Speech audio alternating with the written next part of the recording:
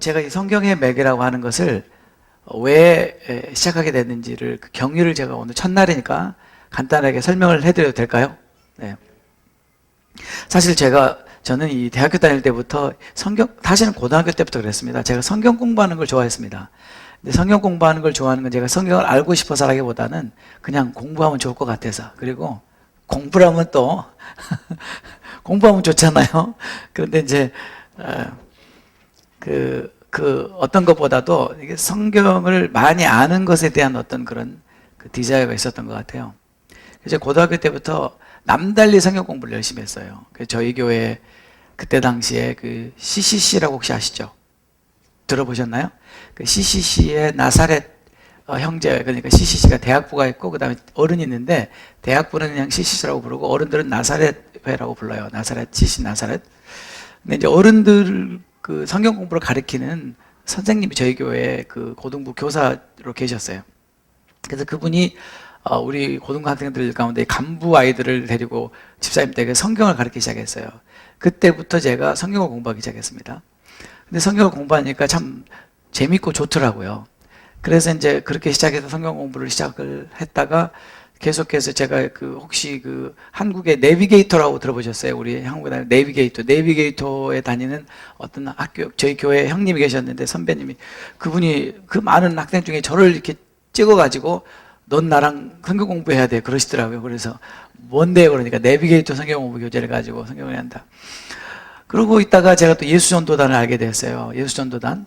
예수전도단에서 또 성경 공부가 있잖아요. 여러분 혹시 해보셨어요? 7단계 오대호 목사님 해보셨어요? 6기초 뭐 이런 거 있잖아요. 그런 것도 해보고, 그러면서 이제 대학을 가서는 계속해서 이 성경 공부에 관심이 많아서 성경 공부 교재들을 사다가 혼자 공부하기도 하고 또 배우러 다니기도 하고, 그래서 사실 남다르게 성경 공부에 관한 그런 관심이 많았습니다. 예, 고등학교 때부터. 근데 이제 성경을 공부하면 공부할수록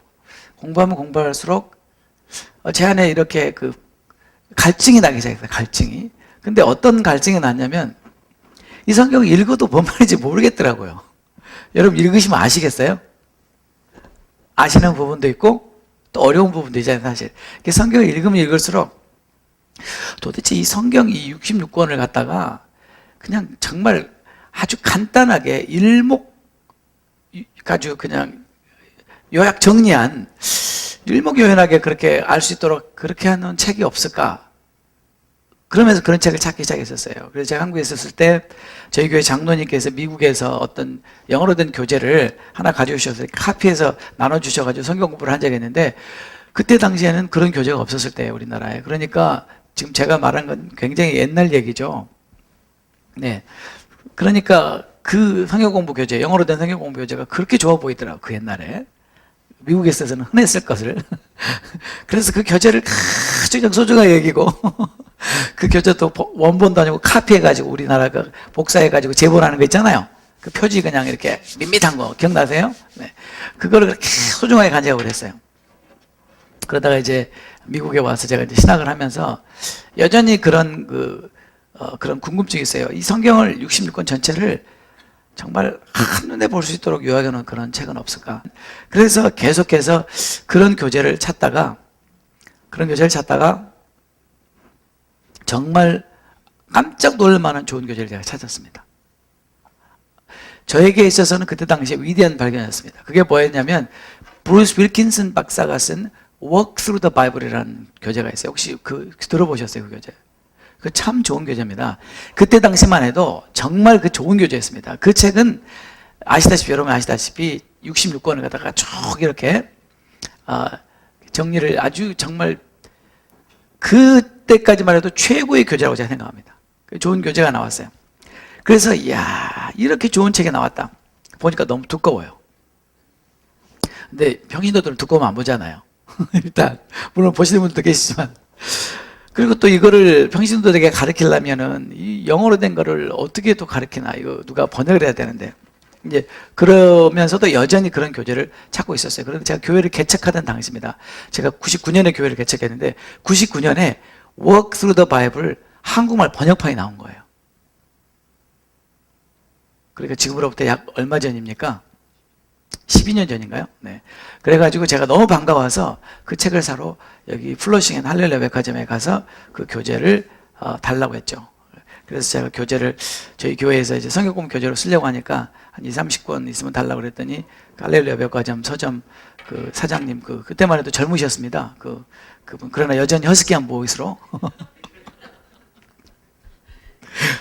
세 권밖에 없는데요 그러셨습니다. 그래가지고 목사님 100권이나 더 필요하신데요. 그래가지고 제가 한 2, 30권 그랬더니 놀리시더라고. 뭐 어디다 쓰려고 그러냐고. 저희 교회 성경 공부 교재로 쓴다고 그랬더니 하여튼 그분이 네, 그 교재를 찾는 사람은 저밖에 없었고 그때 당시에 그렇게 많이 찾는 사람도 없었다 그런 말씀을 그때 하셨어요. 어쨌거나 그 꽤 비싼 교재였는데 그걸 제가 사가지고요 우리 성도들한테 공짜로 나눠줬습니다. 프리로 사가지고 네, 그 교재로 열심히 가르쳤어요. 저는 정말 이 교재가 너무 좋으니까 이 교재면 성경을 잘 우리가 배울 수 있겠다 싶어서 그렇게 열심히 가르쳤는데 이 가르친 사람 마음하고 배운 사람 마음은 또 다르다는 걸 그때 알았습니다. 배운 사람은 별로 재미가 없다고 그러는 거예요. 별로 관심도 없고 목사님 여기 교재가 좋다고 이렇게 흥분하냐고 그래갖고요 제가 그때 깨달은 건 나의 마음과 성도들의 마음은 다를 수 있구나. 그때 이제 배웠죠. 네. 그래서 이제 근데 그렇지만 그 교재가 너무나 그때까지만 해도 좋은 교재인데 여전히 분량이 너무 많아서 저희가 해보니까 1년 갖고 안 돼. 1년 갖고 해보니까 한번 생각해보세요. 일주일에 한 번 하는데 1년 갖고 되겠습니까? 제가 보니까 한 2년 해야 되겠더라고요. 2년 하면 한 권 할 수 있겠는데 누가 2년 동안 그걸 하겠어요? 네. 그래서 다시 또 고민했어요. 이건 말고 좀 더 간단한 거, 좀 더 요약이 잘 되는 거. 근데 제가 이렇게 교재를 찾아봤는데 좋은 교재가 사실 꽤 있습니다. 좋은 교재가 있는데 그 교재마다 다 특징들이 있고 장단점이 있는데 대부분이 다 분량이 너무 많아요. 심지어 어떤 책은 제가 가지고 있는 것 중에 아주 탁월한 교재가 한 권이 있는데 그것은 제목이 Unlocking the Bible라는 책인데요. 이렇게 두꺼워 이렇게. 누가 이렇게 써요? Unlocking the Bible. 제 서재에서 제일 두꺼운 책입니다. 근데 내용은 참 좋은 교재예요. 그래서 이것도 참 어렵고 그러다가 너무나 제가 좋은 소식을 들었는데 그게 이제 이해실 사모님이 하시는 성경이 읽어지네. 해보셨죠? 그거 하신 분 좀 들어보세요. 성경이 읽어지네. 하셨네요. 그래서 제가 그 교재를 보고 야, 이 교재 참 좋은 교재다. 그리고 보니까 이해실 사모님이 연구를 나름대로 많이 하셨더라고요. 그래서 그분을 초청해서 뉴저지에서 그때 저희가 이제 세미나를 했어요. 성경 읽어지는 세미나를 했거든요. 그랬는데 끝나고 우리 성도들한테 물어보니까 반응이 시큰둥하는 거예요. 그래서 왜 그러냐 그러니까 어렵다는 거예요. 어렵대요. 뭐 그렇게 어려운 것 같지는 않은데 하여튼 어렵다. 그리고 사실 여러분이 아시다시피 인텐시브하게 하고 굉장히 좋은 교재거든요. 아주 좋은 교재예요. 그럼에도 불구하고 그리고 그 교재가 얇잖아요. 얇아서 또 좋잖아요. 그죠? 그런데도 이 사람들이 그거를 어려워하더라고요. 그래서 한동안 굉장히 제가 좋아했다가 이것도 어렵나 보다 그러고 있었어요. 그런데 한 2년이가 지나서 성경의 맥을 잡아라 문봉주 장로님의 책이 나왔어요. 그 책을 보니까 이 책도 참 너무나 내용이 좋더라고요. 그래서 또 그분을 초청해 갖고 또 성경의 맥을 잡아라 세미나를 했습니다. 저희 교회에서.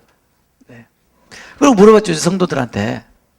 그랬더니 이해실 사모님의 세미나보다 더 쉬웠다.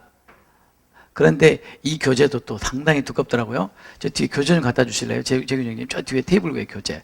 그래서 여러 교재들을 이렇게 보면서 각 교재마다 제가 기회가 되면 이야기하겠지만 각 교재마다 굉장히 좋은 그런 장점들을 가지고 있어요.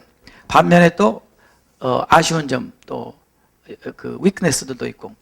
그래서 제가 지금 여러분에게 말씀드린 적어도 이 성경 전체를 한번 이렇게 쭉 볼 수 있는 그런 교재들 중에서 좋은 교재들을 또 영어 교재든 한국말 교재든 나온다. 제가 아는 범위에서 나오는 것은 다 훑어봤는데 이거다 이런 교재가 아직까지는 없었어요. 그래서 저도 고민을 하다가 그냥 내가 한번 해봐야 되겠다. 그리고 제가 이제 우리 교회에서 시작한 거예요. 그랬더니 반응이 폭발적인 겁니다. 모르죠 뭐 제가 해서 그런 건지 하여튼 그동안 뭐 이해실 사모님, 문봉장님 다 했는데도 성도들이 그렇게 별로 좋아하지 않았어요. 네. 근데 제가 하니까 좋아하더라고요. 그래서 제가 착각을 하기 시작했습니다. 그러면 내가 해야 되겠다. 나를 제일 좋아하는 것 같다, 성도들이. 그래가지고 제가 저희 교회에서는 이미 이제 뉴저지에서는 1학기, 2학기를 다 마쳤고 아마 이제 곧 3학기하고 시작할 것 같고 이제 1학기를 벌써 저희가 오전반, 저녁반 1학기를 2번을 했고 그 다음에 2학기를 1번 했고 그래서 제가 보니까 우리 교회 성도들이 굉장히 많이 참석했더라고요. 예. 도움이 많이들 됐다고. 한 분은 본인이 정말 성경이 읽기도 어렵고 참 성경이 그렇게 손에 참 낯설었는데 성경이 끝나고 그분이 너무 익사이링 해가지고 한 번은 저한테 찾아와서 목사님 제가 요즘에 성경에 빠졌어요. 그랬어요. 무슨 말이냐. 성경에 하고 나서 성경을 읽었는데 정말로 성경이 보인다는 거예요. 근데요, 제가 이렇게 말하면 과장이라 그러면 생각할지 모르지만 성경이 매일 끝나면 진짜 성경이 보입니다. 안 보이면 저한테 오시면 제가 물러드릴게요. 정말 성경이 보여요. 네. 그래서 제가 이제 롱아일랜드에도 좀 해야 되겠다고 이렇게 결정한 이유가 롱아일랜드 성도들이 롱아일랜드를 안 하냐고. 이게 자식이 둘이 있는데 한 해만 해주고 한 해는 안 해주냐. 그러면 또 부모의 마음이 얼마나 또 아파요. 그래서 제가 이번에 롱아일랜드를 하기로 작정을 했고 그리고 이왕에 하는 거 잘해야 되겠다 그래가지고 오전 저녁에 2번씩은 하잖아요, 제가. 네. 그런데 저도 이렇게 성경의 맥을 이렇게 하면서 깨닫는 건데 참 할수록 좋다. 그런 마음을 갖게 됩니다. 여러분들도 하면 좋을 것 같아요. 일단 여러분들이 이제 1학기를 한번 쭉 해보시면 1학기는 창세기부터 신명기까지 모세 오경을 하게 될 거예요. 1학기는. 근데 여러분이 아시다시피 구약을 보통 어떻게 분류합니까? 구약을 어떻게 분류해요? 네? 율법서, 그 다음에 역사서, 그 다음에 시가서, 애언서 이렇게 분류하잖아요, 되게.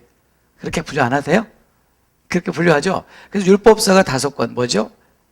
창세기, 출애굽기, 레위기, 민수기, 신명기. 그 다음에 역사서가 여호수아부터 에스라, 느헤미야, 에스더까지. 그 다음에 욥기, 시편, 잠언, 전도서, 아가서를 우리가 시가서. 그 다음에 뭐가 있죠? 애언서는 이사야부터 쭉 시작해서 말라기까지. 그렇게 나눈다고 그러죠, 보통. 그래서 율법서 5권과 이 역사서 12권을 합치면 17권이고 그 다음에 시가서 5권, 그 다음에 애언서, 대선지서 5권, 소서 12권 합치면 17권. 그렇게 해서 17권, 5권, 17권 뭐 이렇게 보통들 나누잖아요. 네, 다들 해보셨죠? 네.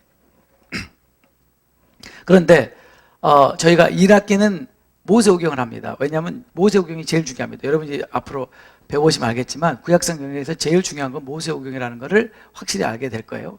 그래서 모세오경에 우리가 가장 시간을 많이 집중하고 그다음 2학기는 역사서입니다. 2학기는 여호수아부터 시작해서 에스더까지 2학기를 끝마치고 그 다음에 이제 3학기가 애언서인데 제일 어려운 게 애언서입니다. 애언서는 어려울 수밖에 없는 게 상징적인 걸 많이 쓰고 있고 또 미래에 관한 얘기들을 많이 하고 있고 물론 성취된 것도 있지만 그래서 애언서는 상당히 여러분들에게 어려워요. 그럼에도 불구하고 이 모세오경에 대한 그 백그라운드가 스트롱하고 그 제가 여러분들에게 말씀드리는 그 이제 큰 흐름을 잡아서 쭉 가다 보면은 애언서도 뭐 충분히 우리가 그 오버컴 할 수 있으라고 생각합니다. 그래서 애언서를 우리가 빠르게 하면 한 학기 끝낼 수 있고 안 그러면 애언서를 조금 더 자세히 보려면 한 2학기 정도 걸쳐서 해야 되고 그리고 난 다음에 마지막 한 학기는 이제 신약을 그렇게 지금 제가 그렇게 계획하고 있습니다. 그래서 여러분들이 이 성경의 맥을 1학기부터 끝까지 다 하면은 열심히 안 빠지시고 잘하면 네 제가 볼 때 뭐 네 이 롱아일랜드는 어떻게 앞으로 오프할지 모르지만 열심히 잘하시면은 한 2년이면은 그 끝나지 않을까. 물론 안 쉬고 하면은 1년에도 할 수 있겠지만 저희가 이번에 이 1학기 끝나면은 저희가 또 여름방학 있죠, 그죠? 여러분들 다 방학하시죠? 네, 여름방학하고 그 다음에 가을이 되면 또 우리가 2학기를 오픈할 수 있지 않을까 그렇게 생각합니다. 참 신기한 거는요, 이 성경은 열리지 않은 사람들한테는 아무리 봐도 어렵습니다. 근데 열어주시면, 주님이 열어주시면 푹 빠지는 책입니다. 그 차이는 이 딱 한 가지입니다. 닫혀 있느냐 열려 있느냐. 정말이에요. 제가 그 예를 좀 한번 드려볼까요? 예, 그 차이. 우리 한번 누가복음을 한번 배워볼까요? 예, 이거는요, 이 오전 시간에 안 했는데 저녁 시간에 보너스입니다. 네. 누가복음 24장을 한번 펴보세요. 누가복음 24장.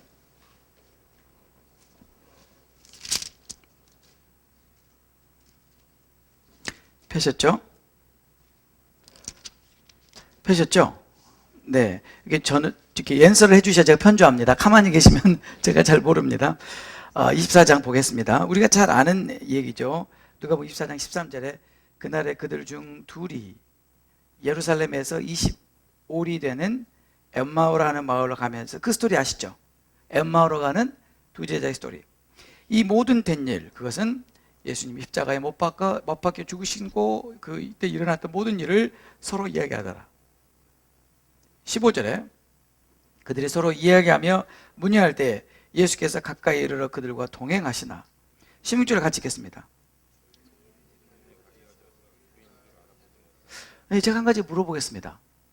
지금 엠마오로 가는 이 두 제자는 예수님을 잘 알아요? 잘 몰라요? 잘 아는 제자들입니다.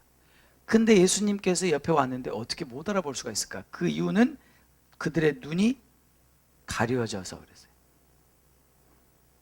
이 말은 그들이 소경이 돼서 그 뜻이 아닙니다. 여기서 말하는 도대체 그들의 눈이 뭔가? 그들의 눈이 뭔지를 알려면요, 쭉 가보시면 돼요. 쭉 가서, 자, 보겠습니다. 29절부터 그들이 강권하여, 그 두 제자가 강권하여 이르되 우리와 함께 유하사이다. 때가 저물어가고 날이 이미 기울었나이다 하니 이에 그들과 함께 유하로 들어가시니라. 그들과 함께 음식 잡수실 때에 떡을 가지사 축사하시고 때 그들에게 주시니. 31절 다 같이 읽겠습니다. 그들의 눈이 밝아져 그인 줄 알아보더니. 이거 좀 보세요. 굉장히 신기하죠? 신기하잖아요. 엠마오로 가는 두 제자가 예수님을 몰라봤다. 어떻게 몰라볼 수가 있느냐? 눈이 가려서. 그랬는데 다시 눈이 밝아져서 알아보게 됐다. 문제는 눈이 열리느냐 안 열리느냐 문제죠. 여기서 말하는 눈은 분명히 우리 두 눈을 말하는 건 아닌 건 알겠죠, 그렇죠? 분명히 그거 맞죠? 그럼 그것이 도대체 무슨 뜻인가를 더 성경은 자세히 설명해 줍니다. 45절에 다 같이 읽겠습니다. 이에 그들의 마음을 열어 성경을 깨닫게 하시고. 다시 한번 읽겠습니다. 이에 그들의 마음을. 영어 성경은 이렇게 썼죠. Then he opened their minds so they could understand the scriptures. 이것이 열쇠입니다. 성경이 어떤 사람에게는 정말 어렵습니다. 어떤 사람에게 열리지 않으면. 근데 열어지면 쉽고 깨달아지고 푹 빠지게 돼요. 성경에 푹 빠지게 돼요. 저는 늘 기도하죠. 하나님, 제 눈을 열어주세요. 제 눈을 열어주세요. 하나님이 눈을 열어주시면요, 진짜 성경이 보입니다. 성경이 진짜 보인다는 말은 하나님께서 성경을 의도하신 그것이 깨달아진다는 뜻이죠. 네. 그러면 얼마나 좋은지 모르겠어요. 네. 좋겠죠? 그리고 또 한 가지 제가 여러분에게 약속드릴 수 있는 것은 절대 저는 어렵게는 안 가르칩니다. 저는 어려운 것 자체를 저는 거부합니다. 제 자신이 어려운 걸 싫어합니다.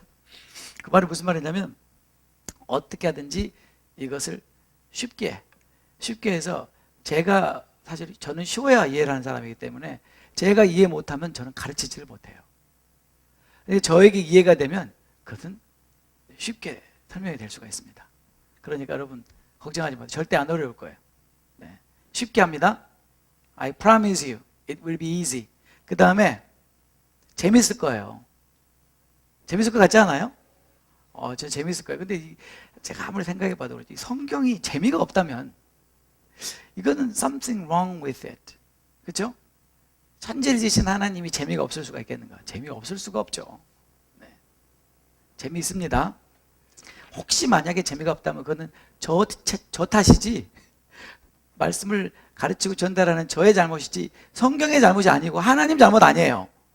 네. 하여튼 제가 너무나 하나님께 죄송한 게 기독교는 지루하고 성경도 어렵고 지루하고 이렇게 우리 하나님이 이렇게 네, 사람들에게 그렇게 알려지는 것 같아서 참 죄송해요 하나님께. 그러나 여러분들은 걱정 안 하셔도 됩니다. 네. 성경의 맥이 끝나면 여러분들이 야 정말 성경은 쉽다, 재미있다, 성경이 한눈에 보인다, 진짜 한눈에 보입니다. 사실 1학기만 해도 사실은 1학기만 해도요 성경의 길이 쫙 보여요. 진짜로 해보세요. 정말 안 믿으시나요? 오늘 첫날이라서 이렇게 오리엔테이션을 했습니다. 다음 주부터 이러는 거 안 합니다. 바로 성경에 들어갑니다. 네. 하여튼 참 잘 오셨습니다. 자, 모두가 그렇죠. 어떤 사람이 책을 쓸 때는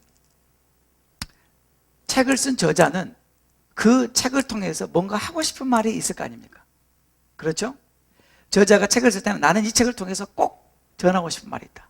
나는 이 책을 통해서 이 말만큼은 내가 꼭 독자들에게 전달하고 싶다. 그게 책을 쓴 사람의 그 마음 아니겠어요? 그렇죠? 안 그래요? 그렇잖아요. 자, 이 책은 누가 썼습니까? 하나님이 쓰셨어요. 그랬더니 또 어떤 분이 목사님 틀렸습니다. 그건요 사람이 썼습니다. 또 그런 사람이 있어요. 그 말도 맞아요. 그죠? 성경은 기록은 누가 했어요? 사람이. 그러나 성경의 저자는 누구예요? 하나님이시라고 나오잖아요. 네, 성령님이시라고 나오죠. 어쨌거나 그래서 이 성경을 하나님이 기록하셨는데 하나님이 이 책을 기록하시면서 이 66권이라 되는 이 참으로 장대한 분량의 책을 기록하시면서 이 책을 통해서 우리에게 꼭 하고 싶은 말이 있었을 거 아니냐고요. 없겠어요? 아니 이렇게 긴 책을 쓰면서 우리에게 하고 싶은 말이 없었겠냐고요. 있었겠죠? 그게 뭐일까요? 도대체 하나님께서 이 책 60권을 통해서 우리에게 정말 하고 싶은 말, 꼭 하고 싶은 말, 그 말을 한마디로 요약한다면 어떻게 요약할 수 있을까? 과연 한마디로 요약이 가능할까? 오늘 우리가 한번 시도해 보려고 합니다. 네. 또 그러면 하나님 이 책을 통해서 그럼 우리가 뭐를 얻기를 원하십니까?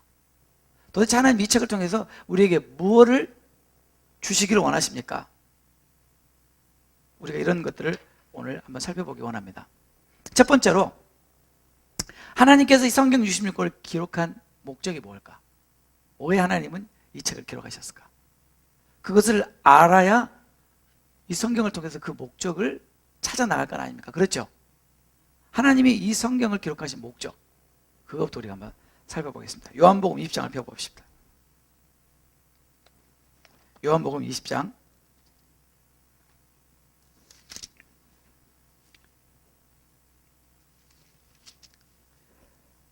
우리가 성경의 맥을 공부하는 시간이니까 성경을 펴도 괜찮겠죠? 그리고 이렇게 성경을 넘기는 소리가 들리면 굉장히 좋잖아요. 그렇죠? 성경을 찾고 있는 것 같아서 참 좋아요. 요한복음 20장 펴셨죠? 네, 30절부터 우리가 같이 한 목소리로 읽어보겠습니다. 예수께서 제자들 앞에서 이 책에 기록되지 아니한 다른 표적도 많이 행하셨으나 오직 이것을 기록함은 너희로 예수께서 하나님의 아들 그리스도이심을 믿게 하려 하며 또 너희로 믿고 그 이름을 힘입어 생명을 얻게 하려 함이니라. 자, 이 말씀은 요한이 요한복음을 기록한 목적을 선언한 것입니다. 맞죠? 네. 자, 31절에 오직 이것을, 이 요한복음을 기록한 이유는, 요한이 요한복음을 기록한 목적은 너희로 예수께서 하나님의 아들 그리스도이심을 믿게 하려 하며, 그러니까 이 요한복음을 통해서 요한이 원하는 것은 이 요한복음을 읽은 사람이 예수가 하나님의 아들 그리스도이심을 믿게 하기 위해서다. 아멘이죠? 그러니까 우리가 요한복음을 읽으면은 예수가 하나님의 아들 그리스도임을 믿게 되는 것이 결과죠. 그걸 기대하는 거죠. 그죠? 그 다음에 뭐라고 말했습니까? 또 너희로 믿고 그 이름을 힘입어 생명을 얻게 하려 함이니라. 생명을 얻게 하려 함이라. 요약하면 하나님께서 요한복음을 기록한 이유는 이 책을 읽고 나서 예수가 하나님의 아들 그리스도심을 믿고 믿음으로 말미암아 생명을 얻게 하는 것이다. 그것이 요한복음을 기록한 목적입니다. 맞죠? 아니 그냥 제가 읽은 거를 이렇게 해석만 해드렸는데도 아멘이 안 나오면 여러분 성경에 아멘 안 하시면 어디다가 아멘 하실 겁니까? 성경은 무엇보다 다 하나님 말씀은 아멘입니다. 아멘, 아멘 하셔야 돼요. 네, 너무나 귀한 말씀인데. 그런데 이제 그랬더니 목사님 맞습니다. 근데 이거는 요한복음에 대한 이야기지 성경 전체에 대한 이야기는 아니잖아요. 요한복음을 기록한 목적은 예수가 하나님의 아들 그리스도임을 믿고 그 믿음으로 말미암아 생명을 얻는 것입니다. 그건 내가 알겠어요. 그런데 요한복음 말고요 성경 전체를 기록한 목적을 얘기하신다면서 왜 요한복음만 얘기하십니까? 조금만 더 기다리시라고요. 조금만 더. 네, 누가복음 24장을 펴보겠습니다. 누가복음 24장. 누가복음 24장. 우리가 아까 폈던 성경이죠? 그렇죠? 펴셨어요? 네. 27절을 우리가 펴봅시다. 27절. 다 같이 읽어볼까요? 이에 모세와 모든 선지자의 글로 시작하여 모든 성경에 쓴 바 자기에 관한 것을 자세히 설명하시니라. 다시 한번 읽겠습니다. 이에 모세와 모든 선지자의 글로 시작하여 모든 성경에 쓴 바 자기에 관한 것을 자세히 설명하시니라. 그렇죠? 자, 여기에서 우리가 주목해야 될 것은 모세와 모든 선지자의 글, 그 다음에 모든 성경, 그 다음에 자기에 관한 것. 그거 다 이해가 되시죠? 그 다음에 계속 넘어가 보겠습니다. 44절을 봐. 44절. 또 이르시되 내가 너희와 함께 있을 때에 너희에게 말한 바 곧 다 같이 읽겠습니다. 모세의 율법과 선지자의 글과 시편에 나를 가리켜 기록된 모든 것이 이루어져야 하리라 한 말이 이것이라 하시고. 자, 이 방금 우리가 읽었던 27절 말씀을 44절에서 더 구체적으로 설명해 주는데 여기서 우리가 꼭 알아야 되는 게 뭐냐면 모세의 율법과 선지자의 글과 시편에 그랬죠. 모세의 율법과 선지자의 글과 시편에 이게 뭔가?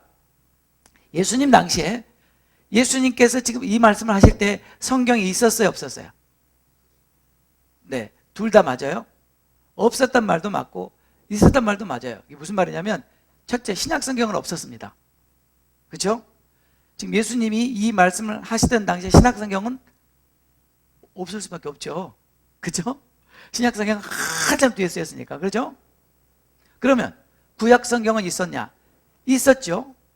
있었는데 이때 당시에는 히브리 원어로 된 성경을 말하는 것이 아니라 헬라어로 번역된 70인역을 지금 말하고 있는 거예요.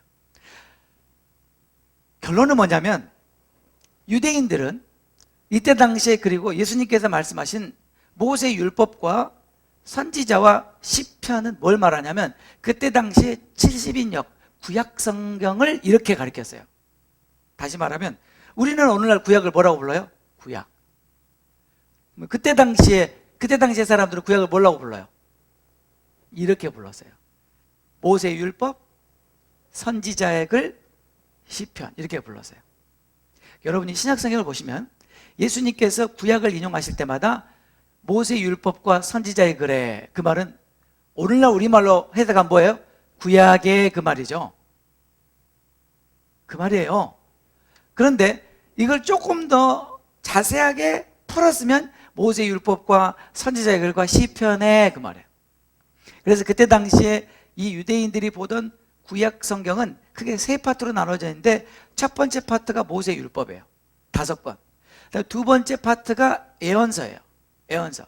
근데 예언서는 former prophets, later prophets 그렇게 나눠요. 그 사람도. 우리처럼 대선지서, 소선지서 나누지 않고 전선지서, 후선지서 이렇게 나눠요. 그리고는 나머지 writings라 그래가지고 시가서, 예를 들면 우리가 말하는 시편, 잠언, 전도서를 포함해서 여러 가지 글들을 거기에다가 포함시켜 놓겠습니다. 재밌는 것은 다니엘 같은 책도 예언서로 포함하지 않고 시가서로 포함했죠. 라이팅으로. 그러니까 어쨌거나 예수님 당시에 구약은 세 파트로 나눠졌다. 뭐예요? 모세율법, 선지자의 글, 시편. 그러나 때로는 주제에서 뭐라고 말해요? 율법과 선지자. 그러면 뭘 말한다고요? 구약. 됐죠? 이해가 됐죠? 그러면 지금 이 말을 이렇게 한번 다시 읽어볼게요. 84절 다시 보세요. 또 이르시되 내가 너희와 함께 있을 때 너희에게 말한 바 구약에 나를 가리켜 기록된 모든 것이 이루어져야 하리라 한 말이 이것이라. 이렇게 할 수 있겠습니까? 할 수 있겠죠? 정말 그렇게 믿어야 돼요? 네. 성경에 있는데 못 믿으면 어떡해요? 성경에 있는 말을 그대로 우리가 풀어쓰고 있는 것입니다. 아까 읽었던 45절 이에 그들의 마음을 열어 성경을 깨닫게 하시고 46절 또 이르시되 이같이 그리스도가 고난을 받고 제3일에 죽은 자 가운데서 살아날 것과 또 그의 이름으로 죄사함을 받게 하는 회개가 예루살렘에서 시작하여 모든 족속에게 전파될 것이 다 같이 있겠습니다. 기록되었으니. 이게 무슨 말이냐면요, 이게 참 신기한 말입니다. 이거 예수님이 하신 말입니다. 그죠? 예수님 뭐라고 말했냐면 구약에 기록됐대요. 구약에 뭐가 기록됐대요? 예수님에 관한 것이 다 기록이 되어 있대요. 그렇죠? 근데 그것을 요약하면 46절에 그리스도가 고난을 받을 것이다. 그것이 어디에 기록됐다고요? 제3일에 죽은 자 가운데 살아날 것이다. 어디에 기록됐다고요? 그의 이름으로 죄사함을 받게 하는 회개가 예루살렘에서 시작하여 모든 족속에 전파될 것이 기록되었으니 너희는 이 모든 일의 증인이라. 예수님은 구약을 이렇게 요약해 주셨어요. 예수님은 구약을 이렇게 요약하셨다고요. 그러면 이 말씀 우리가 좀 더 확실하게 이해하기 위해서 요한복음 5장으로 한번 가보겠습니다. 요한복음 5장 요한복음 5장 한번 펴볼까요? 네. 요한복음 5장 지금 저희가 읽으려고 하는 말씀은 성경의 맥을 예수님이 직접 짚어주는 말씀이니까 정말 중요한 말씀이에요. 예수님이 직접 하신 말씀이에요. 요한복음 5장 39절 우리가 한 목소리를 읽어보겠습니다. 너희가 성경에서 영생을 얻는 줄 생각하고 성경을 연구하거니와 이 성경이 곧 내게 대하여 증언하는 것이니라. 그러나 너희가 영생을 얻기 위하여 내게 오기를 원하지 아니하는다. 이 말씀이 너무나 중요하니까 다시 한번 읽읍시다. 소리내서 다시 한번. 너희가 성경에서 영생을 얻는 줄 생각하고 성경을 연구하거니와 이 성경이 곧 내게 대하여 증언하는 것이니라. 그러나 너희가 영생을 얻기 위하여 내게 오기를 원하지 아니하는도다. 자, 예수님이 이렇게 말씀하셨습니다. 여기서 너희가는 그때 당시에 성경을 열심히 연구하는 바리새인들과 율법자들과 서기관들과 유대인들을 지금 가리켜서 너희가 성경을 열심히 연구한다 그랬습니다. You diligently study the Bible. 예수님이 보니까 이 사람들이 성경을 열심히 연구하는 거예요. 옛날에 저처럼. 네. 성경을 그럼 열심히 연구하는 게 틀렸어요? 맞았어요? 맞았어요. 더 중요한 것은 예수님께서 이렇게 근데 너희가 왜 그렇게 성경을 열심히 연구하냐? Why? Why do you study the Bible so enthusiastically and diligently? Why? 왜냐하면 너희가 영생을 얻는 줄 생각하고. 그렇게 돼 있죠? 그렇게 돼 있잖아요. 그럼 제가 물어보겠습니다. 그때 당시에 율법사들이나 바리새인들이나 성경학자들이 성경을 그렇게 열심히 연구하는 이유가 뭐였다고요? 영생을 얻으려고. 그러면 우리가 성경을 열심히 연구하는 이유는 영생을 얻기 위한 것이 돼야 된다는 것에 대해서 예수님이 틀렸다고 말씀하시는 거예요? 맞다고 말씀하시는 거예요? 맞다고 말하는 거예요. 맞다고. 어떻게 할 수 있냐면요, 다시 한번 우리가 읽어보죠. 그 성경을 다시 한번. 너희가 성경에서 영생을 얻는 줄 생각하고 성경을 연구하거니와 이것은 틀렸느니라. 그게 아니고 그런데 이 성경이 곧 내게 대하여 증언하는 것이다. 예수님께서 이렇게 말씀하셨지. 성경은 전부 나에 관한 이야기다. 구약 성경은 전부 나에 관한 이야기다. 맞죠? 맞죠? 여러분 우리 LTC 멤버십 코스 할 때 구약을 요약하면 뭐예요? 오실 예수님. 신약을 요약하면 오신 예수님, 또 다시 오실 예수님. 그러니까 성경을 정확하면 예수님. 그렇게 말할 수 있다고 그랬잖아요. 그렇죠? 맞죠? 근데 여기서 예수님께서 그것을 다시 한번 증명해 주신 거예요. 구약은 다 나에 관한 이야기다. 구약은 다 나에 관한 이야기다. 그 다음에 보세요. 그러나 너희가 영생을 얻기 위하여 내게 오기를 원하지 아니하는도다. 이제 이런 말이죠. 여러분 한번 들어보세요. 예수님께서 이렇게 말씀하셨어요. 너희가 영생을 얻으려고 성경을 열심히 연구하는 거 That's good. 근데 도대체 그 영생이 뭐냐? 내가 바로 그 영생이다. 나다, 나. 왜냐하면 구약은 전부 나에 관해서 얘기하는 거다. 근데 정작 너희들이 얻기 위해서 그토록 열심히 연구하던 대상이 여기 있는데 왜 나에게 오려고 하지 않느냐? 내가 생명이다. 내가 영생이다. 그 말이죠. 이해가 되셨습니까? 그 말은 무슨 말이냐면 너희가 구약을 정말 제대로 연구한다면 반드시 나에게 오게 돼 있고 나로 인해서 생명을 얻게 돼 있다. 그 말이죠. 쉽죠? 너무나 쉽죠? 자, 그럼 종합해 보겠습니다. 요한복음만 그런 것이 아니라 구약성경 전체는 우리로 하여금 생명을 얻게 하기 위해서 기록됐다. 그게 결론이라는 거예요. 왜 하나님이 성경을 기록했습니까? 우리가 이 성경을 통해서 뭘 얻으라고요? 생명을 얻으라고. 그 생명은 영원한 생명, 생명을 얻으라고 기록했다는 거예요. 근데 그 영원한 생명이 누구냐는 거예요. 예수님이 바로 영원한 생명이다. 그럼 우리가 예수님을 믿음으로 영원한 생명을 얻게 하기 위해서 하나님이 66권을 기록했다는 거예요. 됐죠? 너무나 클리어하죠? 그렇다면 그럼 제가 여러분에게 한번 물어보겠습니다. 내가 성경을 100독을 했어요. 100독. 100독 하는 거 쉽지 않아요. 100독을 하고 성경을 정말 많이 외우고 성경에 대한 지식이 너무나 해박해요. 그리고 박사기도 했어요. 그런데 내가 영생이 없어요. 그러면 성경을 그렇게 열심히 공부한 의미가 없죠. 그죠? 이해가 되시죠? 왜 우리가 성경을 공부해야 되는가? 왜 우리가 성경을 읽어야 되는가? 왜 우리가 성경을 묵상하고 암송해야 되는가? 그 모든 이유는 뭘 얻기 위해서요? 영원한 생명을 얻기 위해서다. 그 생명은 하나님의 생명이다. 그 생명을 얻기 위한 것이다. 바꿔 말하면 여러분이 성경의 맥을 다 맞추고 나면 여러분은 뭘 얻는 거예요? 영생을 얻는 거예요. 생명을 얻는 거예요. 예수님을 얻는 거예요. 왜? 예수님이 바로 생명이고 예수님이 영생이니까. 그렇죠? 그러나 여러분들이 만약에 이 성경의 맥을 오신 이유가 다른 이유라면 오늘 제가 여러분들에게 처음부터 클리어하게 말하는 거예요. 우리 LTC 성경의 맥은 지식을 전달하지 않습니다. 제가 이렇게 말씀드린 이유는 제가 아까 성경 공부를 많이 해봤다고 그랬잖아요. 제가 성경 공부를 열심히 해봤거든요. 열심히 했더니 좋더라고요. 뭐가 좋으냐면 지식이 들어가요. 이 모르는 것을 아는 것에 대한 그 기쁨이 있습니다, 여러분. 그리고 특히나 저 같은 경우는 되게 교만해가지고 남이 모르는 거 아는 걸 그렇게 우쭐하게 생각했습니다. 보니까 사람이 교만해져요. 성경이 그렇게 말했어요. 지식은 사람을 교만하게 한다. 근데 성경은 우리에게 지식을 더하려고 기록된 책이 아니에요. 성경은 우리에게 뭘 주려고요? 생명을 주려고. 생명을 주려고. 그런데 또 더 중요한 사실은 예수님께서 이렇게 말씀하셨습니다. 내가 너에게 온 것은 너희로 하여금 생명을 얻게 하기 위해서 왔다. 뿐만 아니라 더 풍성히 얻게 하기 위해 왔다.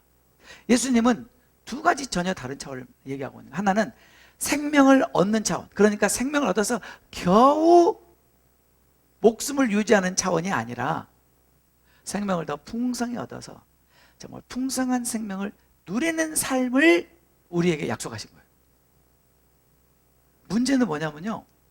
오늘날 우리 자신을 돌아볼 때 우리가 이렇게 풍성한 생명을 누리고 있는가? 아니면 겨우 날마다 그냥 겨우 간신히 하루하루를 지탱할 만한 만큼만 그냥 그렇게 생명을 공급받고 있는가?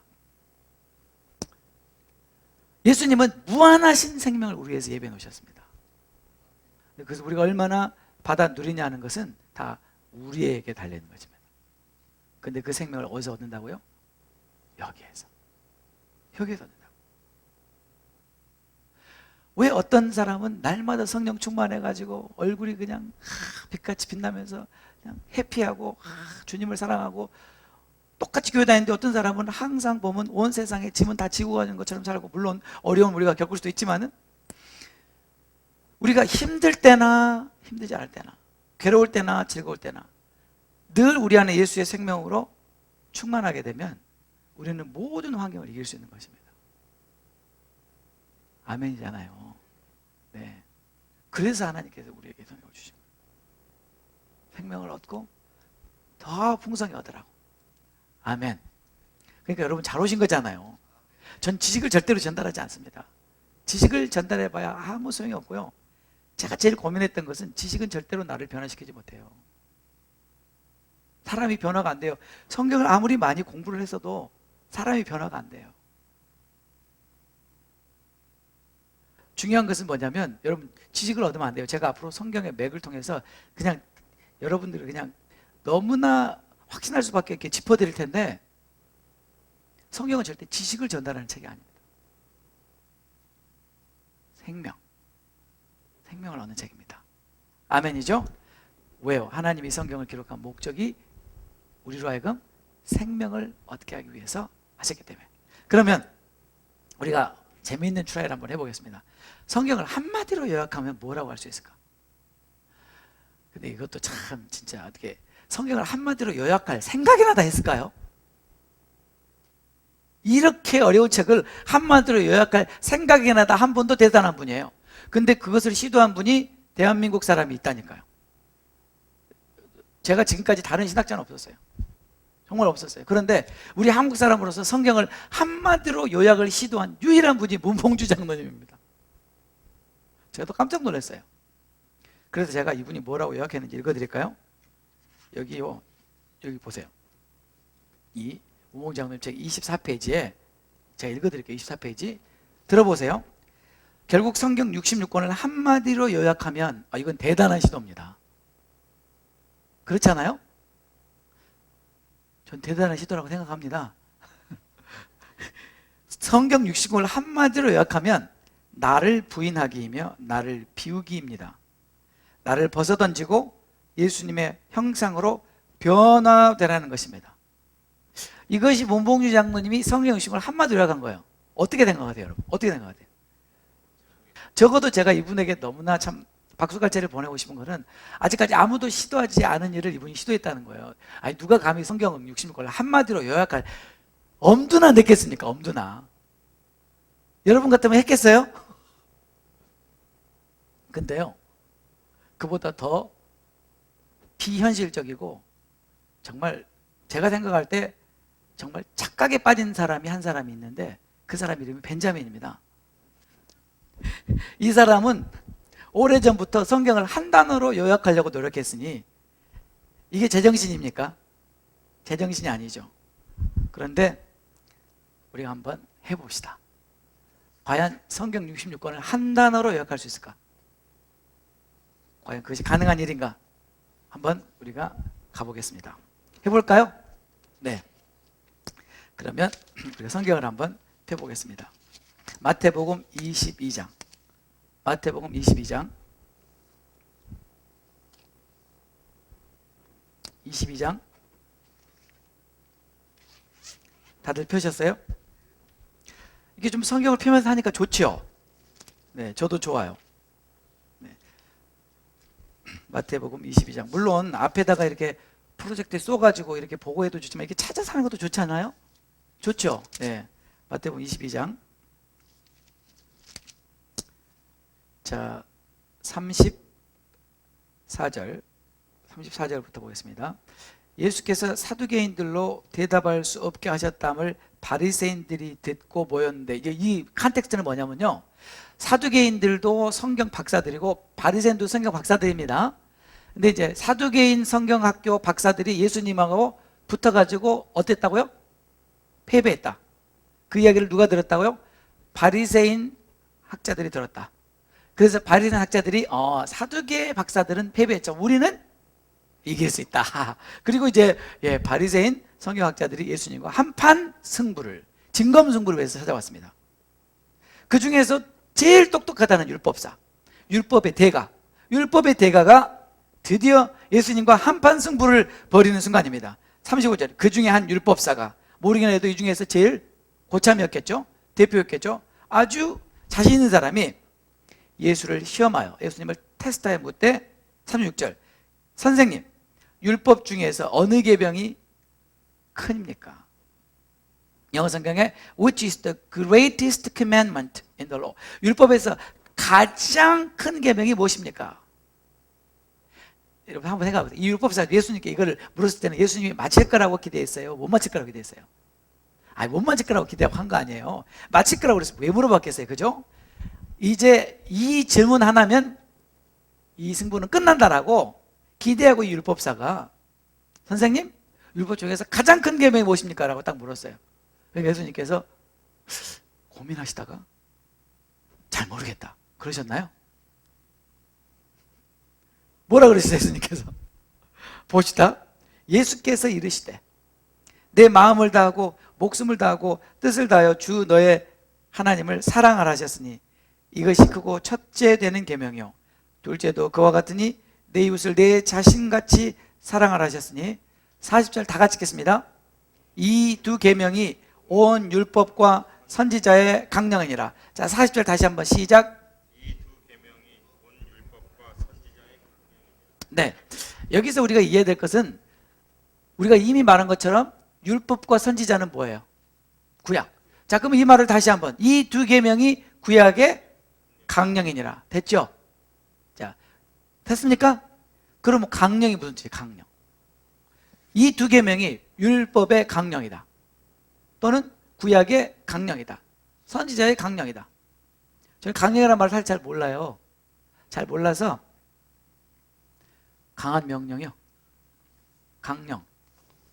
제가 잘 몰라서 사실 진짜로 제가 잘 강령이라는 말을 잘 모르겠어요. 제가 어떻게 국어를 했는데도 강령이라는 말이 어려워서 그래서 제가 다른 한국말 번역본을 제가 찾아보니까 이해가 되더라고요. 제가 다른 한국말 번역본을 한번 읽어드려 볼게요. 한번 들어보세요. 한번 들어보세요. 표준 세번역입니다. 표준 세번역은 이 두 계명에 모든 율법과 예언자들의 본 뜻이 달려있다. 표준 세번역 개정판에 보니까 이 두 계명에 온 율법과 예언서의 본 뜻이 달려있다. 쉬운 성경에 보니까 모든 율법과 예언자들의 말씀이 이 두 계명에서 나온 것이다. 바른 성경에 보니까 온 율법과 선지자들이 이 두 계명에 달려있다.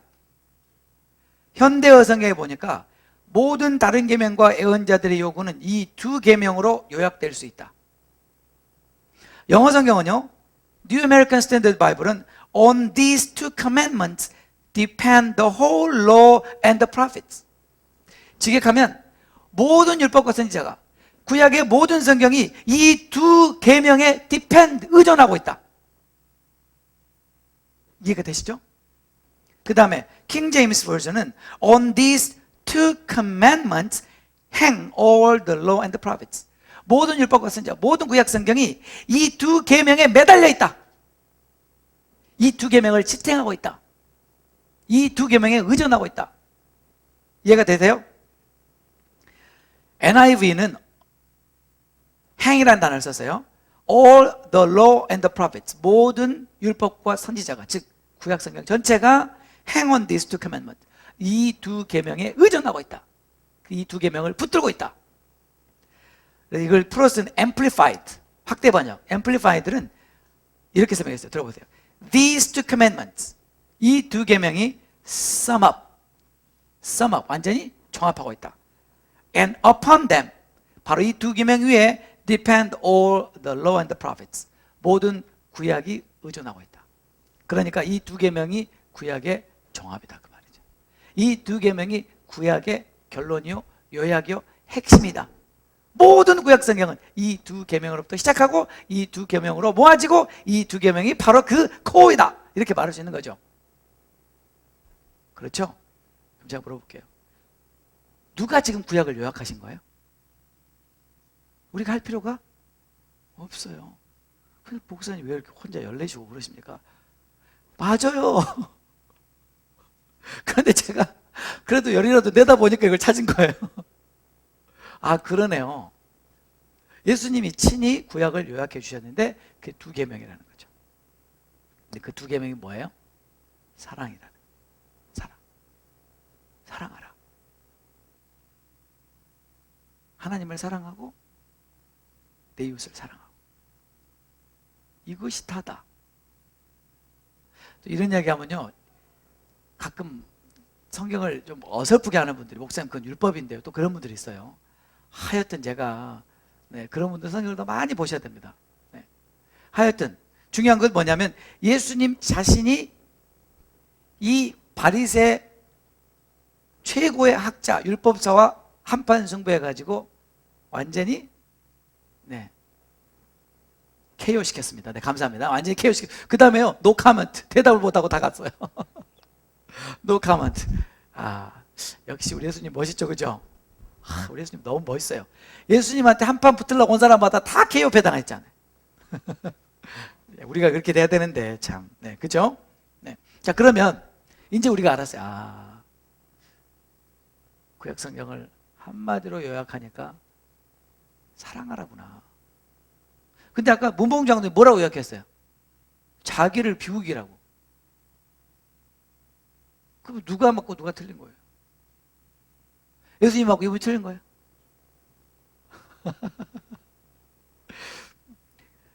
저는 이분이 이런 마음으로 썼을 거라고 생각해요. 자기를 비우지 않으면 사랑할 수 없다. 자기를 비워야 사랑이 되니까. 그렇죠? 그래서 자기를 비우기를 하면은 하다 보면 점점 결국 사랑으로 가지 않겠는가. 네, 그렇게 저는 생각하고, 어쨌거나 그러면 우리가 조금 더 우리가 좁혀보겠습니다. 자, 제가 지금 성경 66권을 몇 단어로 요약하고 싶다고요? 한 단어로. 그러면 지금 한 단어로 요약하면 뭐라고 말할 수 있어요? 사랑이라고 말할 수 있겠죠? 그렇다면 제가 물어보겠습니다. 그러면 우리가 하나님을 사랑한다는 것을 하나님이 어떻게 알 수 있을까? 하나님, 내가 하나님을 사랑합니다. 내가 이웃을 사랑합니다. 그렇게 고백하면 하나님이 그렇구나, 너희가 정말 사랑하는구나, 그러시나요?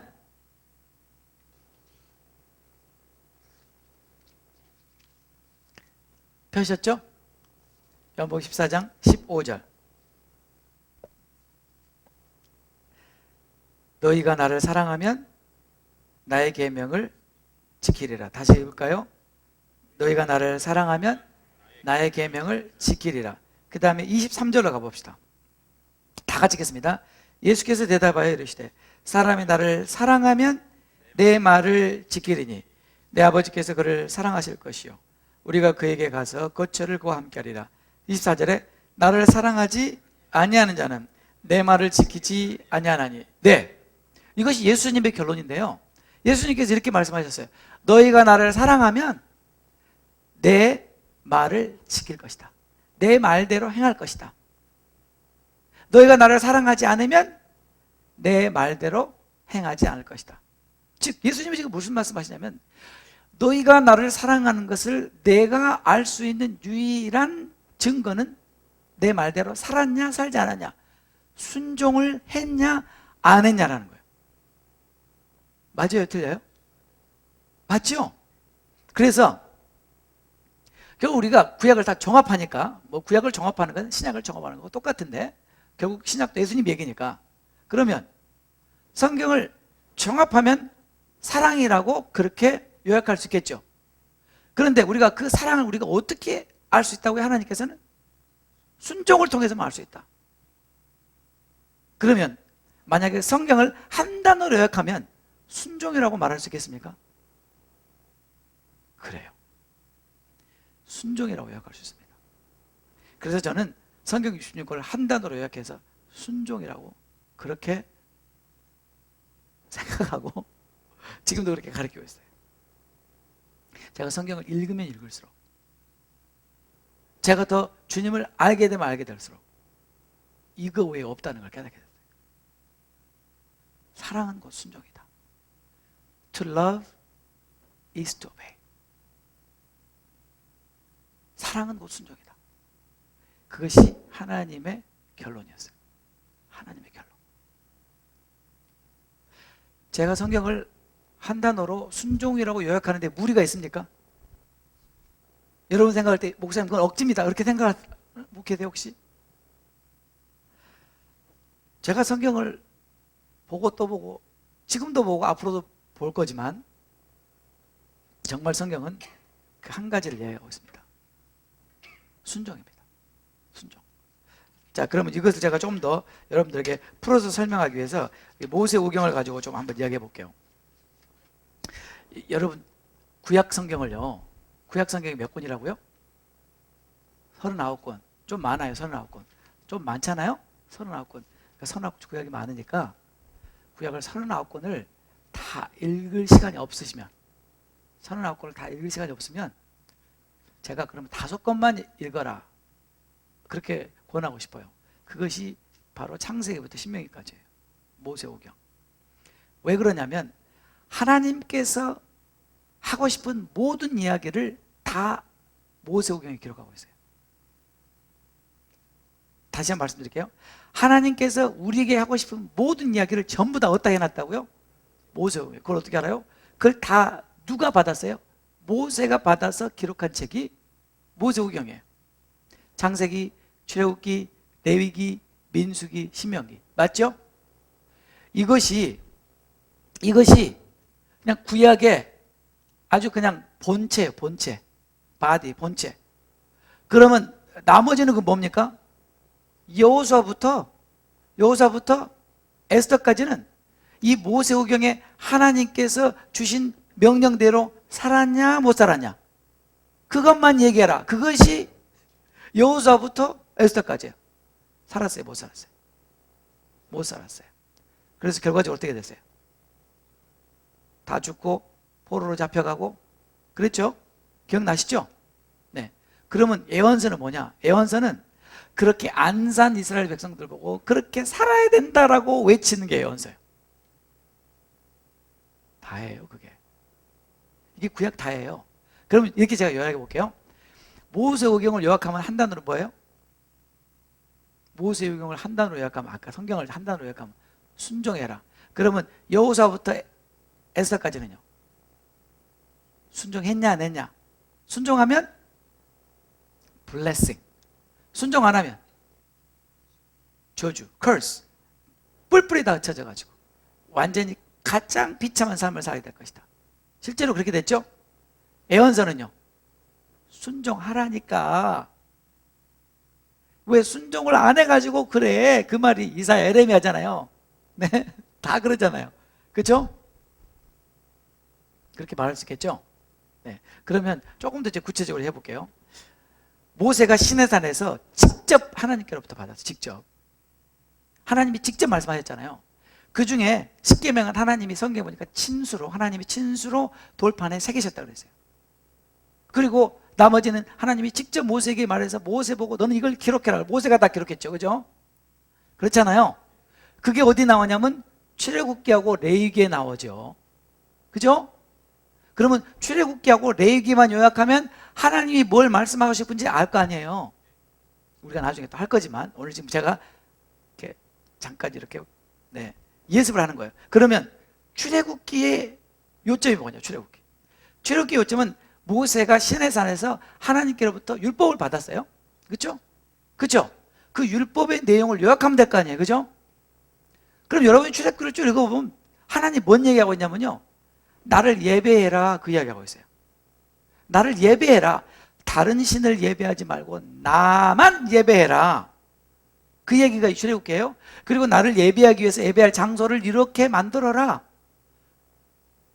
그것이 다라니까요. 출애굽기 읽어보세요 좀. 그게 다예요. 네, 근데 그럼 레위기 뭡니까? 레위기는 출애굽기에서 중요한 부분을 따로 빼갖고 자세히 기록해 놓은 거예요. 그러니까 출애굽기는 나를 예배해라, 레위기는 이렇게 예배해라. 출애굽기는 worship me, 그런 다음에 레위기는 뭐라고요? how to worship. 그 다음에 출애굽기에서 하나님께서 부분적으로 성막 제작 외에 너는 이렇게 살아야 된다, 순종에 대한 말씀을 해주세요. 순종, 너는 이렇게 살아야 된다. 어떻게 살아라고요? 이렇게 살아야 된다. 이렇게 살아야 된다. 삶에 대해서 내 말대로 이렇게 살아야 된다. 순종. 그러면 레위기는 어떻게 나왔을까요? 무엇을 순종해야 되는가? 출애굽기를 요약하면 두 단어로 worship, 나를 예배하고 내 말씀대로 살아라. obey. worship and obey. 주일날 와서 예배드리고 말씀 받아서 말씀대로 살고, 또 주일날 되면 와서 예배드리고 말씀 받아서 그대로 살고, 이게 출애굽기 답니다. 네? 내 얘기는요, 나를 예배할 때는 이렇게 예배해라. 5가지 예배 방법. 그 다음에 너희가 순종해야 될 내용은 이러한 것들이다. What to obey. 그것이 레위기예요. 그게 다라니까요. 아니, 다라니까요. 네. 여러분이 읽어보세요. 읽어보면 읽을수록 그 목사님 말씀 맞네, 참. 틀림없이 그렇게 됩니다, 진짜로. 그런 다음에 그 민수기는 뭐냐? 민수기는 뭐냐면 출애굽기와 레위기에서 하나님께서 나를 이렇게 예배하고 이렇게 살아라고 한 대로 니들이 이제는 살아라. 그 산 스토리가 나와요, 민수기. 이스라엘 백성들이 그렇게 살았어요, 못 살았어요? 못 살았어요. 그래서 광야 1세대가 다 죽었어요. 그러면 신명기는 뭐예요? 신명기는 다 죽고 나니까 이제 광야 2세대, 과거에 광야에 다 죽은 사람들의 자녀들 2세대가 이제 일어나게 된 거예요. 그래서 모세가 죽기 전에 2세대에게 지금까지 하나님이 시내산에서 주시고 1세대에게 말했다는 것을 요약 정리해서 다시 재방송, 그게 신명기. 됐죠? 세상에 이렇게 쉬운 걸 안 쉬워요? 진짜 쉬워요. 그리고 여러분 이제 성경 한번 읽어보세요. 와, 정말 쉽네. 쉬워요. 쉬워. 정말 쉽습니다. 성경은 쉽습니다. 네, 쉽죠? 그러니까 여러분 모세경도 결국은 뭐예요? worship and obey. 성경 전체도 worship and obey. 그러니까 worship은 우리가 하나님을 사랑하는 사랑의 표현이잖아요. 너희가 나를 정말 사랑해서 예배를 드린다면, 그런다면 내 말대로 살아라. obey. 그리고 마지막 궁극적으로 가서 여러분이 계시록에 가면요, 누가 이기는 자고 누가 천국에 들어가느냐면요, 하나님의 계명을 지키는 자, 순종하는 자예요. 계시록은 그렇게 나옵니다. 그러니까 여러분 또 이런 얘기 하면요, 또 모르는 사람들이, 반밖에 모르는 사람들이 또 율법주의라고 그럽니다. 또 율법주의가 아니고요, 이건 예수주의입니다. 정말 우리가 예수님을 사랑하면 예수님 말대로 순종합니다. 그건 율법주의가 아니라 정말 예수님을 사랑하기 때문에 순종하는 너무나 아름다운 주님과의 관계를 묘사하고 있는 것이죠. 어떤 것 같아요, 여러분? 맞는 것 같아요? 진짜 여러분 그렇게 생각하세요? 이왕에 말이 나왔으니까 조금 더 우리가 좁혀봅시다. 그러면 아까 제가 여러분에게 출애굽기도 그렇고 레위기도 그렇고 worship and obey다, 예배와 순종이다. 그럼 예배와 순종, 예배와 순종이 만약에 붙으면 누가 이길까요? 예배와 순종이 대결하면 누가 이길까요? 예배가 더 중요해요? 순종이 더 중요해요? 야, 이거 지금 막상막합니다. 네. 자, 다시 한번 하겠습니다. 예배가 어마어마하게 중요하거든요. 예배 진짜 중요합니다. 하나님이 최고 중요하게 생각하는 게 예배예요. 근데 할렐루야. 그게 어디 나오죠? 사무엘상에 나오죠. 우리 한번 펴볼까요? 네. 사무엘상 15장을 한번 펴보십시다. 사무엘상 15장.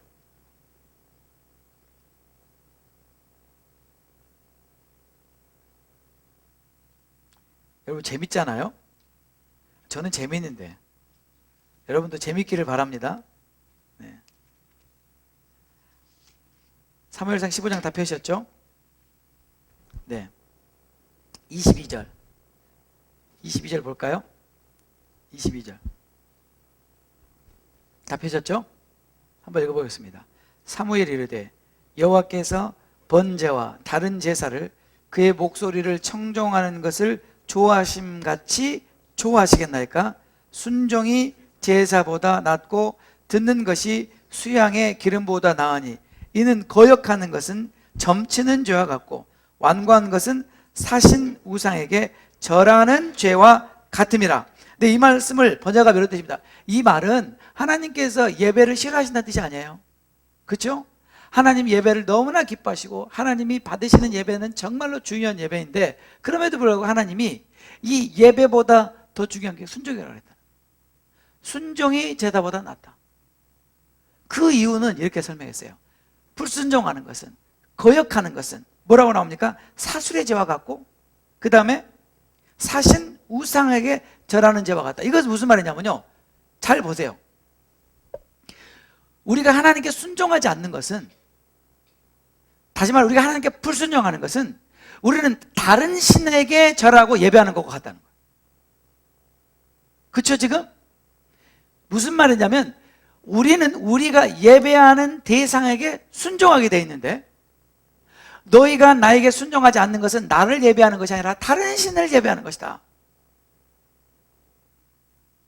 예를 들어서 우리가 하나님께 온전히 순종하지 못하는 이유는 정말 내게 하나님 외에 다른 우상이 있다는 거죠. 그 우상이 뭐냐는 거예요. 우리가 하나님을 온전히 예배하고 순종하지 못하는 이유, 그것은 그보다도 나에게 더 예배하고 숭배할 만한 대상이 있어요. 그것은 때로는 성공이 될 수도 있고, 명예가 될 수도 있고, 물질이 될 수도 있고, 건강이 될 수도 있고, 가족이 될 수도 있고, 쾌락이 될 수도 있고, 그것이 무엇이었든지 간에.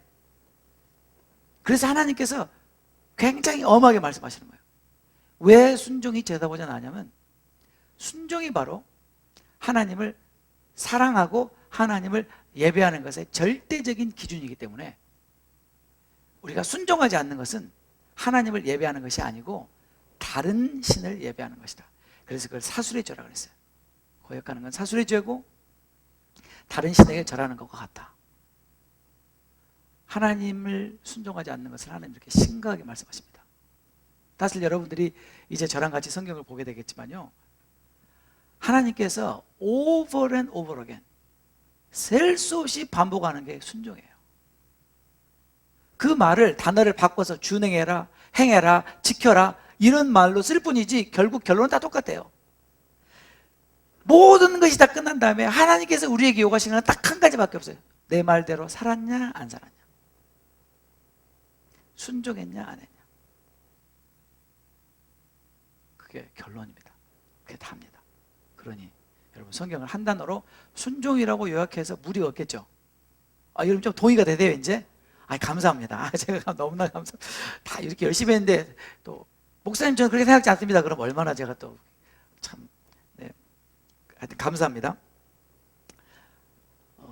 신약에도 예수님께서 두 아들의 비유를 드는 장면이 나오죠. 큰아들과 둘째 아들이 있는데, 큰아들에게 아버지가 얘야 이것 좀 해라 그러니까 큰아들이 예 아버지 하겠습니다 그러고는 안 해요. 둘째 아들은 싫어요 그랬는데 나중에 뉘우치고 깨닫고 했어요. 그래서 예수님 말씀하시기를 누가 잘했냐? 순종한 자가 잘했다. 결국 순종한 자가 천국에 먼저 들어간다. 그러면서 창기와 세리가 바리새인들보다 먼저 들어간다. 그런 얘기를 하신 장면이 나오죠.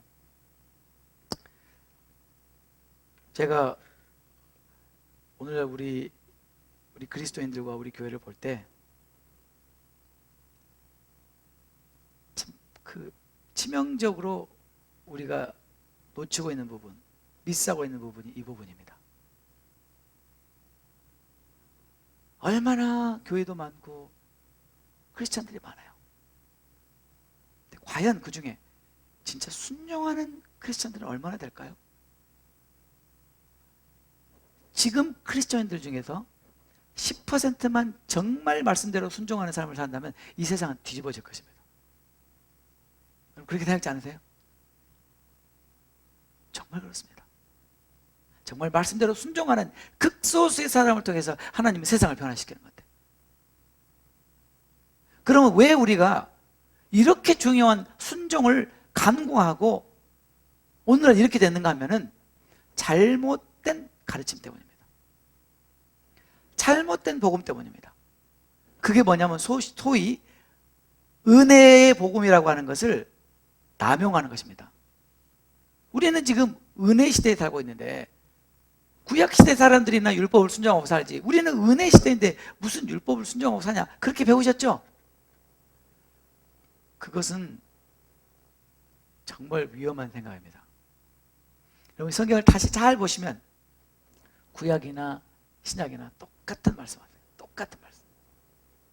그럼 차이는 뭐냐면요, 구약은 내 힘으로 순종해야 돼요. 내 힘으로. 신약은요, 은혜로, 성령의 도우심으로, 은혜로 순종하게 되는 거예요. 뭐가 쉽겠어요? 신약이 훨씬 쉽죠. 그러나 내용은 똑같다는 거예요. 근데 우리가 그걸 잘못 해석해가지고 우리는 신약에 살고 있으니까, 은혜 시대니까 우리는 순종하지 않아도 된다. 그거는 절대 비성경입니다. 그건 성경이 아닙니다. 그럼 그분 어디서 그걸 갖다 가르치는지 모르겠지만, 아무튼 여러분, 우리는 성경으로 돌아와야 돼요. 정말 성경으로 돌아와야 돼요. 저는 오늘 첫 시간 여러분들에게 도대체 하나님은 성경을 통해서 우리에게 뭐를 주시기 원하시고 우리에게 요구하시는 게 무엇인가를 정리했습니다. 우리는 성경을 통해서 뭘 얻습니까? 생명을 얻습니다. 하나님은 이 성경을 통해서 우리에게 요구하시는 게 딱 한 가지예요. 뭐예요? 순종. 순종하면 생명을 얻습니다. 아멘. 너무나 쉽죠? 이게 성경 다예요. 성경 다예요. 다음 시간에는 이제 성경 창세기부터 계시록까지 끊임없이 흐르고 있는 네 줄기의 흐름, 네 줄기의 맥, 스트림을 여러분들에게 말씀을 드리고, 그 다음에 그 네 줄기로 창세기부터 한번 쭉 가보겠어요. 그러면 진짜로 성경이 와, 보인다, 이렇게 될 겁니다. 정말 보입니다. 네. 혹시 여기까지 질문 있으세요? 오전에 질문이냐고 그랬더니 한 사람도 없더라고요. 질문이 없는 이유는 항상 두 가지입니다. 하나는 전부 다 알았던지, 하나도 몰랐던지. 질문 없으신가요? 네, 기도하겠습니다.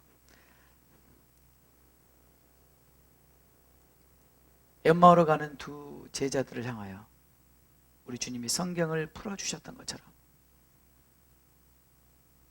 주님, 우리에게도 성경을 풀어주시옵소서.